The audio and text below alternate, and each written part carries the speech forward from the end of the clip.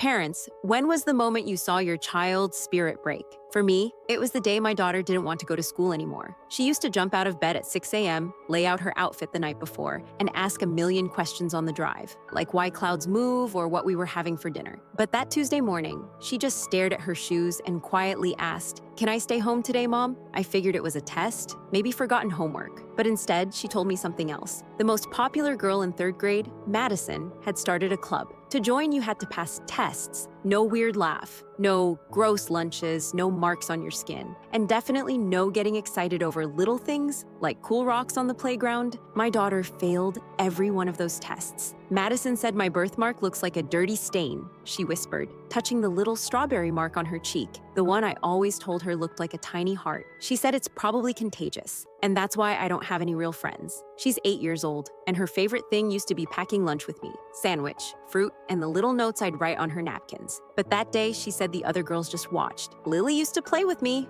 but now she pretends she doesn't see me when Madison's around. They'd sit together at lunch, whispering about who wasn't allowed in their group. That afternoon, I waited at our usual pickup spot. Normally, she'd come running, backpack bouncing, full of stories. Instead, she walked out slowly, shoulders slumped, avoiding the group near the playground. She climbed into the car without a word and stared out the window the whole ride home. That night, I found her in the bathroom, standing on a step stool, scrubbing her cheek. "Sweetheart, what are you doing?" I asked, even though I already knew. "Trying to make it go away," she said simply. I looked it up. Some websites say lemon juice and scrubbing can fade birthmarks. If it's gone, maybe Madison will let me sit with them. I couldn't even speak. I just turned off the water, took the washcloth, and held her while she cried. She felt so small, like she was trying to disappear. The next morning, I still packed her favorite lunch: heart-shaped turkey and cheese sandwiches, apple slices with caramel dip, and chocolate chip cookies. I added a note like always: "Being different is your superpower. Love, Mom." She smiled when she read it, but it didn't reach her eyes. I knew I couldn't let this slide. That day, I emailed her teacher, Mrs. Johnson, and asked for a meeting. I explained everything: how this club was really bullying, how it was isolating kids who didn't fit a narrow mold. "I don't want an apology," I said.